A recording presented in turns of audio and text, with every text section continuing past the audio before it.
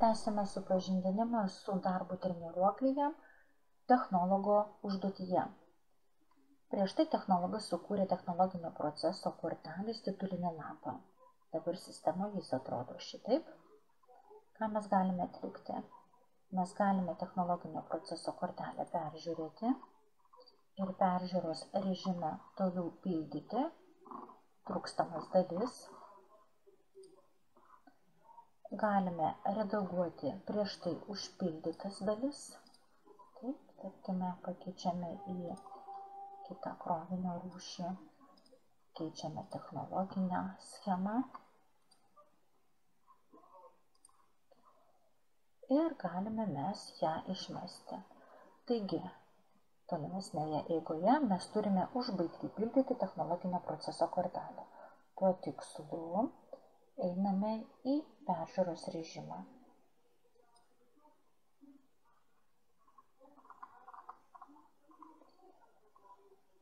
Turime užpildyti sekančias lenteles: mechanizmo markės, darbuotojai ir sukurti medžiagų normą. Pradedame nuo mechanizmo markių. Spaudžiame sukurti, atsidaro naujas langas, įeiname į sistemoje esančių mechanizmų peržiūrą, spausdami lupą. Taigi, ką mes čia matome? Atsidaro sistemoje turimas mechanizmų sąrašas. Krovos, organizuojant krovą, terminale gali būti naudojami 25 tonas gabenantis sunkvežimiai, tai yra automašinos, kalmar autokrautuvai, kurie yra naudojami konteineriniuose terminaluose, dviejų tipų ratinės platformos, SISAM yra skirta generaliniams kroviniams, container chassis pavadinimas nurodo, kad tai yra skirta tik tai konteineriams pervežti. Visai ekranų, vienas iš jų laivo kranas, išvardijami portaliniai kranai. Tada sistemoje matome ratinę techniką, tai Volvo gamintojo krautuvas, Terbergas ir Seisu, tai šitų gamintojų terminaliniai vilkikai, Toyota gamintojo šakiniai krautuvai, skaičius prie santraupos FD nurodo jo keliamumą, o santraupa FD būtent ir nurodo, kad tai yra šakiniai krautuvai, forklift device. Hister, tai irgi šakinis krautuvas, Bobcat, tai speciali triume dirbanti kaušinė mašina, o Volvo kaušinis krautuvas, skirtas darbui sandėliuose, sustumiant biurų krovinį. Matome kitą autokrautuvą Kalmaras, kuris turi spriperinį užkabinimo įrenginį griebtuvą ir skirtas konteineriams krauti. Dar vienas specialias konteinerio chassis, portalinį kraną, traversą skirtą krauti ilgiems generaliniams kroviniams. Jos ilgis nurodytas čia 660, taip pat prie kitos traversos taip pat dažniausiai nurodomas kaip lifting beam, skirti didmaišiams krauti. Toliau yra nurodomi stropai skirti kroviniui užgriebti, generaliniam kroviniui užgriebti. 3 greiferiai, skaičiai prie greiferio nurodo jų keliamumą. Toliau aikštelės kranai RTG tipo, STS konteineriniai kranai. Darbui terminale gali būti naudojami lokomotyvai, mobilus piltuvas, skirtas biriems kroviniams krauti, bei laivo pakrovimo mašina, biriems kroviniams krauti, gamintojo Severtel Brooks. Atitinkamai pagal užduotį studentai turi pasirinkti nurodytą įrangą ir jų skaičių. tarkime, pasirenkame kranuotuką, mums jo reikia vieno. Taip, jeigu priskirtas taip. Ir atitinkamai, jeigu mes krautumėme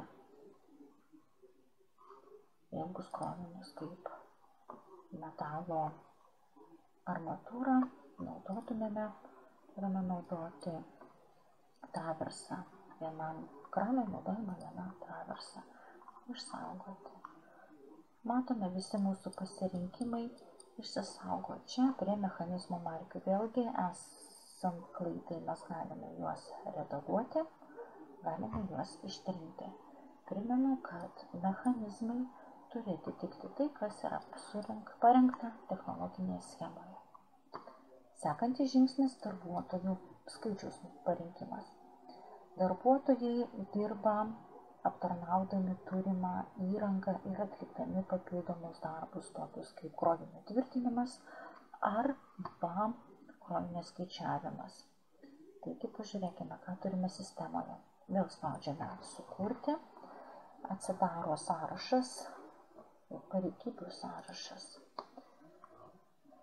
Sistemoje turime 3 kategorijų dokininkus mechanizatorius, 1, 2, 3 klasės. Turime stebidorių, technologą, krovos terminalo operatorių, direktorių, brigadininką, krano operatorių ir signalizuotoją. Primenu, kad technologinio proceso kortelė yra sudaroma gamybiniam procesui. Dėl to yra parengiami tik tai gamyboje dirbantis darbuotojai. 1 klasės dokininkas mechanizatorius atlieka tik tai stropavimo darbus. 2 klasės dokininkai mechanizatoriai jau dirba su technika. 3 klasės dokininkai mechanizatoriai dirba su aikštelėje esančiais kranais. Stebidorius yra darbų organizatorius. Krovos terminalo operatorius dirba su laivo pakrovimo mašina. Čia šituo atveju mes turime Sivertal Brooks pakrovimo mašiną lauterį. Brigadininkas. Krano operatorius atitinkamai, jeigu dirbame su kranais, nurodomas jis krano operatorius. Ir jeigu numatyta sistemoje arba krovos darbų taisyklėse, privaloma įtraukti ir signalizuotoją. Kitus darbuotojus kaip talmanus ar stropuotojus, šitos darbus atlieka būtent dokeriai mechanizatoriai, priskiriami prie atitinkamos klasės. Kaip atliekamas pats darbuotojų priskiriamas į technologinę kortelę, pasirenkama pareigybė ir nurodomas darbuotojų skaičius. Išsaugoma. Grįžtame atgal prie darbuotojų, spaudžiame sukurti ir parenkame papildomus darbuotojus. Stebidorius, kuris gali, jo darbo krūvio dalis gali būti 1/3 arba pusė darbo, 0,5 etato. Taip, matome, taip po truputį mūsų darbuotojų lentelė pildosi. Darbuotojų skaičius turi būti pagrįstas, motyvuotas, tai yra būtent pildant laboratorinio darbo ataskaitą turite nurodyti, kodėl pasirinkote tokį darbuotojų skaičių ir kaip jie bus paskirstyti atliekant technologinio proceso darbus. Paskutinis žingsnis – medžiagų normos sukūrimas.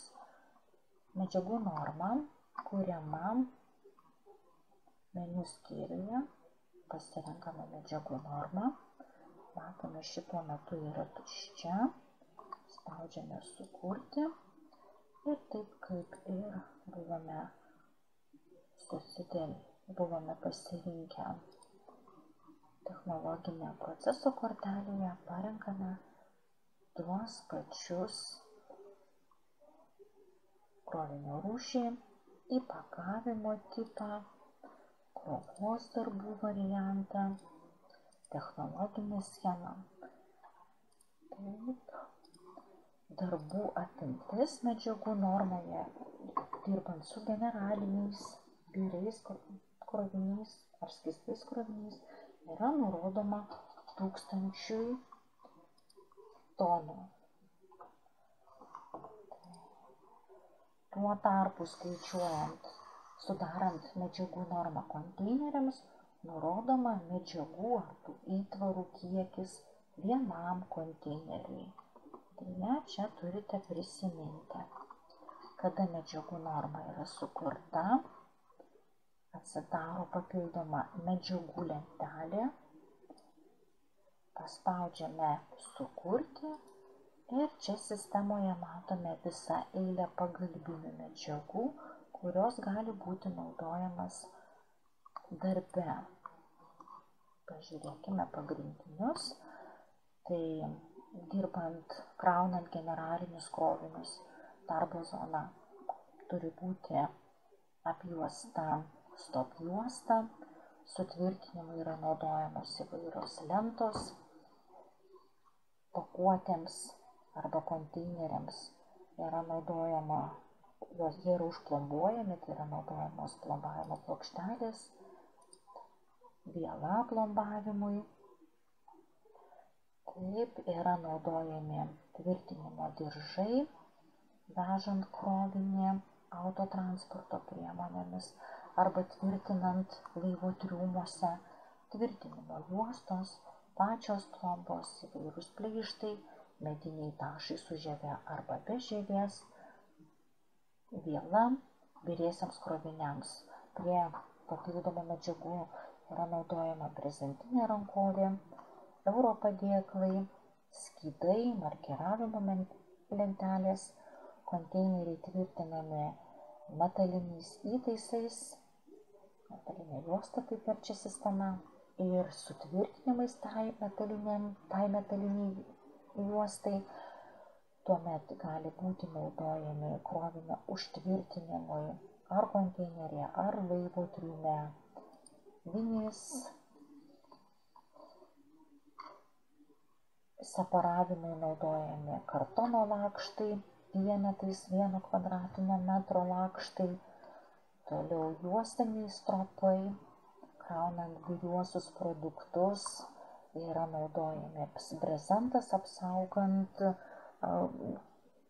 krovos zoną, kito tipo tekstiliniai stropai, didmaišiai bei mediniai skydai. Ką parinkti visais atvejais, mes turime pirmą kiekius paskaičiuoti 1000 tonų. Kai kuriais atvejais būna nurodyta, kad kiekis nepriklauso nuo perkraunamo krovinių kiekio, o susijęs su technologija ir užkabinimo įrenginiais. Pasižiūrėkite, užduotyse būna tai aiškiai nurodyta. Ir taip, spaudžiame čia išsaugoti, kiek mūsų stropų, tarkim 12 reikės vienam pakelimui. Kaip matote, ta mūsų medžiagų norma, sukurta medžiagų norma turi savo kodą ir jau technologinio proceso kortelėje, sugrįžus į peržiūros režimą ir sugrįžus į medžiagų normą, mes ją galėsime priskirti prie technologinio proceso kortelės. Jeigu jinai automatiškai neprisiskiria, reiškia, kad yra kažkur tai numatytos klaidos, būtent nesutapimai tarp technologinio proceso kortelės titulinio lapo ir medžiagų normos.